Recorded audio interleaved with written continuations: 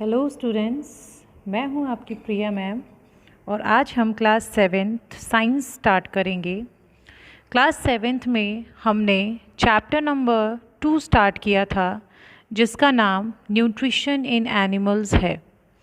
Nutrition in animals में अब तक हमने काफ़ी कुछ देख लिया था, जिसमें हमने पढ़ा था कि न्यूट्रिशन जो होता है वो क्या होता है, न्यूट्रिशन की डेफिनेशन क्या है, जिसमें आपने पढ़ा था कि ये एक ऐसा प्रोसेस होता है जिसमें फूड को इंजेस्ट करके उसको यूटिलाइज़ किया जाता है टू प्रोड्यूस एनर्जी। इस एनर्जी का इस्तेमाल हम लोग डिफरेंट एक्टिविटीज़ करने में करते हैं जो हमारे लिए बहुत ही हेल्पफुल होती है। Without energy we can not do anything. फिर हमने देखा था न्यूट्रिशन के टाइप्स, जिसमें हमने ह्यूमन में होलोजोइक न्यूट्रिशन पढ़ा था। होलोजोइक न्यूट्रिशन क्या होता है? The process in which food is taken in, digested and absorb for its utilization. यहाँ पे भोजन को अंतःग्रहण कर पाचित किया जाता है और फिर उसको एब्जॉर्प्शन के ज़रिए हमारे बॉडी के डिफरेंट सेल्स तक पहुँचा दिया जाता है। होलोजोइक न्यूट्रिशन में डिफरेंट स्टेजेस आते हैं जो कि कुछ एनिमल्स और ह्यूमन बींग्स में प्रेजेंट होते हैं। ये स्टेप्स कुछ हैं इस प्रकार। फर्स्ट, इंजेशन यानी अंतःग्रहण, डाइजेशन यानी पाचन, एब्जॉर्प्शन यानी अवशोषण, एसिमिलेशन यानी स्वांगीकरण एंड लास्ट ईजेशन यानी बहिक्षेपण। ये सारे स्टेप्स फॉलो होते हैं ह्यूमन डाइजेस्टिव सिस्टम में। अब हम बात करेंगे इंजेशन की। इंजेशन का मतलब होता है ऐसा स्टेप्स जिसमें बॉडी के अंदर फूड को माउथ के ज़रिए लिया जाता है, जिसे हम हिंदी में अंतःग्रहण कहते हैं। फिर हमने बात की डाइजेशन की। डाइजेशन के प्रोसेस में जो कॉम्प्लेक्स फूड मटेरियल होते हैं उनको सिंपल फूड मटेरियल में तोड़ा जाता है, यानी जटिल पदार्थों को सरल पदार्थों में तोड़ने का काम किया जाता है। एब्जॉर्प्शन यानी अवशोषण में भोजन को यानी डाइजेस्टेड फूड को with the help of body fluids यानी ब्लड के ज़रिए हमारे डिफरेंट सेल्स तक पहुंचाया जाता है। इस प्रक्रिया को हम लोग अवशोषण कहते हैं। नेक्स्ट है स्वांगीकरण यानी एसिमिलेशन। एसिमिलेशन में एब्जॉर्ब फूड मॉलिक्यूल्स को इस्तेमाल किया जाता है हमारी बॉडी में एनर्जी प्रोड्यूस करवाने के लिए, जिसका उपयोग बॉडी की ग्रोथ में और साथ ही साथ दिन भर की एक्टिविटीज़ करने में किया जाता है। लास्ट हमने देखा था ईजेशन यानी बहिक्षेपण। ये एक ऐसा प्रोसेस होता है जिसमें हमारे बॉडी में बचे हुए वेस्ट फूड को हमारे बॉडी से बाहर निकाला जाता है, यानी अनडाइजेस्टेड फूड को बॉडी से बाहर निकालना ही क्या कहलाता है? ईजेशन यानी बहिक्षेपण कहलाता है। नेक्स्ट हमने पढ़ा था nutrition in amoeba. Amoeba is a unicellular organism, मतलब एक ऐसा जीव जो केवल एक ही कोशिका का बना होता है और ये इतना छोटा होता है कि हम इसे केवल माइक्रोस्कोप के ज़रिए ही देख सकते हैं। अमीबा जो होता है भोजन खाने के लिए एक फिंगर लाइक स्ट्रक्चर बनाता है, जिसे हम लोग सीडोपोडिया यानी फॉल्स फीट कहते हैं। फॉल्स फीट इसीलिए कहते हैं क्योंकि इसका इस्तेमाल लोकोमोशन यानी चलने के लिए भी किया जाता है। अमीबा में ना तो माउथ होता है और ना ही कोई डाइजेस्टिव सिस्टम होता है। ये भोजन को अपनी बॉडी के अंदर लेता है और अपने चारों तरफ एक फूड वैक्यूल बनाते हैं जिसमें फूड का डाइजेशन किया जाता है। फूड वैक्यूल में डाइजेस्टिव जूसेस सेक्रीट किए जाते हैं जो फूड को सिंपल मॉलिक्यूल्स में तोड़ने का काम करते हैं। अब इस डाइजेस्टेड फूड को एब्जॉर्ब किया जाता है और एसिमिलेट कर दिया जाता है, जिससे एनर्जी फॉर्मेशन का काम किया जाता है। अब अमीबा में जो बचा हुआ भोजन होता है वो फूड वैक्यूल के अंदर रहता है और उस फूड वैक्यूल के ज़रिए उसे बॉडी के किसी भी हिस्से से इजेक्ट आउट यानी बाहर निकाल दिया जाता है, जिसे ईजेशन कहते हैं। अब हम टॉपिक कंटिन्यू करते हैं। आज हम पढ़ेंगे न्यूट्रिशन इन एनिमल्स।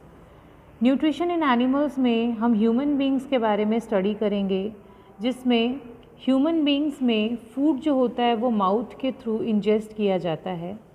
माउथ में पूरे बॉडी में एक एलिमेंट्री कैनाल पाया जाता है, जिसे हम हिंदी में आहार नाल कहते हैं। एलिमेंट्री कैनाल में डिफरेंट ऑर्गन्स प्रेजेंट रहते हैं जो डाइजेशन में क्या करते हैं, हेल्प करते हैं। डिफरेंट ऑर्गन्स के नेम हैं mouth, oesophagus, stomach, small intestine, large intestine, rectum and anus. Hindi में मुंह, ग्रास नली, अमाशय, छोटी आंत, बड़ी आंत, मलाशय व गुदा। एलिमेंट्री कैनाल में कुछ ग्लैंड्स भी प्रेजेंट होते हैं, जैसे कि पैनक्रियाज एंड लिवर, जो हमारे डाइजेशन में हेल्प करते हैं। आप डायग्राम में देख सकते हैं, ये एक ह्यूमन डाइजेस्टिव सिस्टम का डायग्राम है, जिसमें डिफरेंट पार्ट्स को शो किया गया है। Salivary gland, mouth, oesophagus, stomach, pancreas, anus, pharynx, liver, gall bladder, small intestine and large intestine. अगर आप इसे इजी वे में ड्रॉ करना चाहते हैं तो यहाँ पे डायग्रामेटिक व्यू भी दिया हुआ है, जहाँ पे आप आसानी से इसे कॉपी में इस तरीके से ड्रॉ कर सकते हैं। यहाँ पे इंग्लिश के साथ हिंदी नेम भी लिखा हुआ है। माउथ, मुख, लिवर, यकृत, गॉल ब्लैडर, पित्ताशय, लार्ज इंटेस्टाइन, बड़ी आंत, एनस, गुदा, रेक्टम, मलाशय, ईसोफेगस, भोजन नली, स्टमक, अमाशय, पैनक्रियाज, अग्नाशय, स्मॉल इंटेस्टाइन, छोटी आंत। तो ये है ह्यूमन डाइजेस्टिव सिस्टम का डायग्रामेटिक व्यू। अब हम बात करेंगे कि हमारे माउथ में या हमारी बॉडी में डाइजेशन कैसे होता है। सबसे फर्स्ट पॉइंट है इंजेशन। इंजेशन का मतलब होता है the food is taken into the body through mouth. Body में फूड को माउथ के ज़रिए एंटर करवाया जाता है, जहाँ पे दांतों की सहायता से फूड को छोटे छोटे पीसीज में तोड़ा जाता है।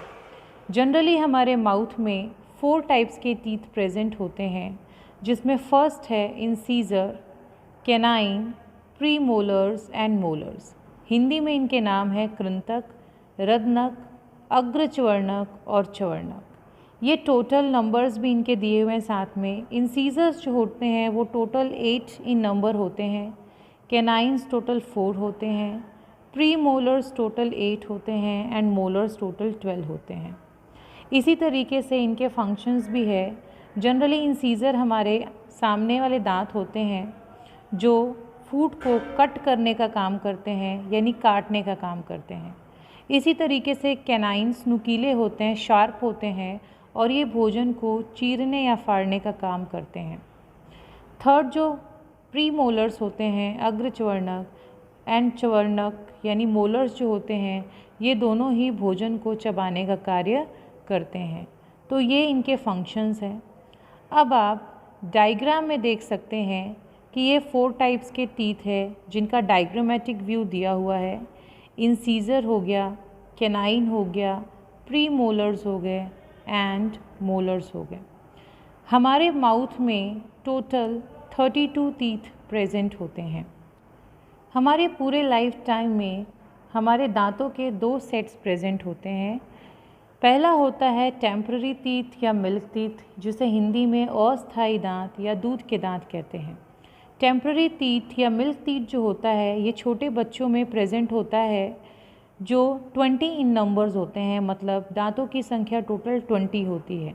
जब बच्चे बड़े होते हैं और 6 साल की उम्र के आसपास पहुंचते हैं, तो ये दूध के दांत यानी मिल्क टीथ जो होता है वो टूट के गिरना शुरू हो जाते हैं और इनके जगह न्यू टीथ अराइज होते हैं, जिसे हम परमानेंट टीथ कहते हैं।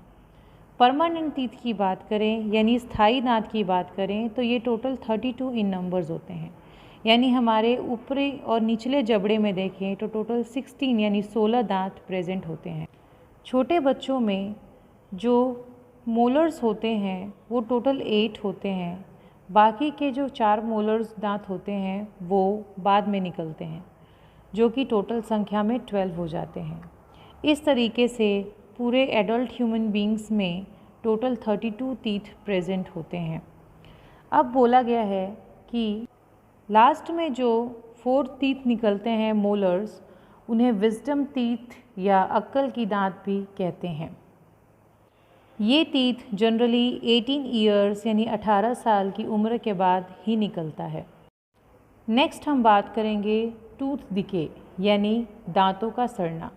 अब दांतों के सड़ने से आप क्या समझते हैं? जब भी हम खाना खाते हैं तो हमारे जो फूड होते हैं उसमें कुछ हार्मफुल बैक्टीरियाज प्रेजेंट होते हैं। ये हार्मफुल बैक्टीरियाज जो होते हैं उस भोजन पे यानी उस फूड पे एक्ट करना स्टार्ट कर देते हैं और धीरे धीरे अपनी पॉपुलेशन इंक्रीज़ करने लगते हैं। ये धीरे धीरे हमारे माउथ में सरवाइव करना यानी जीवन जीना शुरू कर देते हैं। ये बैक्टीरिया जो होते हैं हमारे दांतों के बीच भी सरवाइव करते हैं, उसी में फंस जाते हैं और वहाँ पे एक एसिड प्रोड्यूस करते हैं। ये एसिड हमारे दांतों को ख़राब करना शुरू कर देते हैं, जिसकी वजह से उनमें कैविटीज़ बन जाती है और इन कैविटीज़ को हम टूथ डिके यानी दांतों का सड़ना कहते हैं। अब हम बात करते हैं टंग की। टंग जो होता है एक मस्कुलर ऑर्गन है जो हमारे माउथ में प्रेजेंट होता है।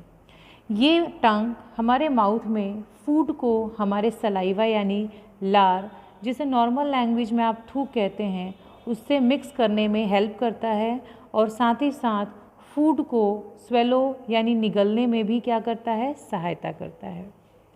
अब हम बात करते हैं डाइजेशन, जो कि हमारे न्यूट्रिशन का या होलोजोइक न्यूट्रिशन का सेकंड पॉइंट है। डाइजेशन का मतलब होता है पाचन। पाचन की अगर हम बात करें तो भोजन का हमारे बॉडी में पाचन जो होता है वो हमारे मुख यानी माउथ में ही शुरू हो जाता है। हमारे माउथ में सलाइवरी ग्लैंड पाया जाता है यानी लार ग्रंथि पाई जाती है जो कंटिन्यूअसली हमारे माउथ में सलाइवा बनाती रहती है यानी थूक बनाती रहती है। इस सलाइवा में डाइजेस्टिव एंजाइम पाए जाते हैं जो हमारे भोजन में उपस्थित स्टार्च को ब्रेक डाउन करके माल्टोज यानी सरल पदार्थ में तोड़ने का कार्य करते हैं। इसके बाद इस डाइजेस्टेड फूड को हमारे माउथ से ईसोफेगस द्वारा स्टमक यानी अमाशय में भेज दिया जाता है, जहाँ पे आगे की प्रक्रिया होती है। तो आई होप इतने टॉपिक आपको क्लियर हो गए होंगे। अगर नहीं तो आप मुझे कमेंट बॉक्स में ज़रूर बताएं। नेक्स्ट टॉपिक जो स्टमक है और वहाँ डाइजेशन कैसे होता है उसको हम लोग नेक्स्ट वीडियो में कंटिन्यू करेंगे। आई होप इतना आपको क्लियर हो गया होगा। आज के लिए थैंक यू।